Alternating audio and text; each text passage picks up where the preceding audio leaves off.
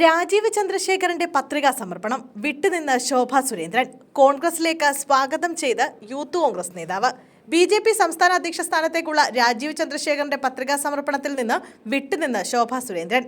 നാമനിർദ്ദേശ സമർപ്പണ ചടങ്ങിലും യോഗത്തിലും പങ്കെടുക്കാൻ വൈകിയാണ് ശോഭ എത്തിയത്.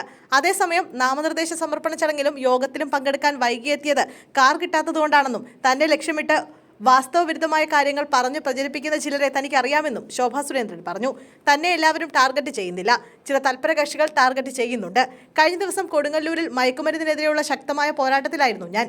എന്താണ് നിങ്ങൾ അതേക്കുറിച്ച് വാർത്ത നൽകാതിരുന്നത്? ചില തൽപര കക്ഷികൾ ടാർഗറ്റ് ചെയ്യുന്നുണ്ടെന്നും അവർ പറഞ്ഞു.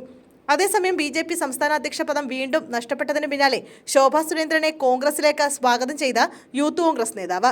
യൂത്ത് കോൺഗ്രസ് മലപ്പുറം ജില്ലാ പ്രസിഡന്റ് ഹാരിസ് മുതൂറാണ് സ്വാഗതം ചെയ്തത്. ശോഭാ സുരേന്ദ്രന്റെ ചിത്രത്തോടൊപ്പം ഇന്ത്യൻ നാഷണൽ കോൺഗ്രസിലേക്ക് സ്വാഗതമെന്ന ഒറ്റവരി ഹാരിസ് മുതൂർ തന്റെ ഫേസ്ബുക്ക് അക്കൗണ്ടിൽ പോസ്റ്റ് ചെയ്യുകയായിരുന്നു. നിലവിലെ സംസ്ഥാന അധ്യക്ഷൻ കെ സുരേന്ദ്രൻ, മുൻ കേന്ദ്ര സഹമന്ത്രി വി മുരളീധരൻ, മുതിർന്ന നേതാവ് എം.ഡി. രമേശ്, ശോഭാ സുരേന്ദ്രൻ മുതലായ വലിയ പേരുകളെയെല്ലാം വെട്ടി രാജീവ് ചന്ദ്രശേഖരനെ സംസ്ഥാന അധ്യക്ഷനാക്കാൻ കേന്ദ്ര നേതൃത്വം തീരുമാനമെടുത്തതിൽ പാർട്ടിക്കുള്ളിൽ അസ്വസ്ഥതയുണ്ടെന്ന ഊഹാപോഹങ്ങൾക്ക് പിന്നാലെയാണ് യൂത്ത് കോൺഗ്രസ് നേതാവിന്റെ ക്ഷണം. ശോഭാ സുരേന്ദ്രൻ രാജീവ് ചന്ദ്രശേഖരന്റെ പത്രികാ സമർപ്പണത്തിൽ നിന്നും വിട്ടുനിന്നതും ഈ സംശയങ്ങൾ കൂടുതലായി ഉയരാൻ കാരണമായിരുന്നു. പാർട്ടിയിൽ ശോഭ ദീർഘകാലമായി തഴയപ്പെടുകയാണെന്ന വാർത്തകൾ കൂടി ഇടയിലാണ് യൂത്ത് കോൺഗ്രസ് നേതാവിന്റെ ക്ഷണം. എന്നാൽ രാജീവ് ചന്ദ്രശേഖർ കഴിവ് തെളിയിച്ച ആളാണെന്നും അദ്ദേഹം ബി.ജെ.പി. സംസ്ഥാന അധ്യക്ഷനാകുന്നത് സന്തോഷത്തോടെയാണ് സ്വീകരിക്കുന്നതെന്നുമാണ് ശോഭാ സുരേന്ദ്രന്റെ പ്രതികരണം.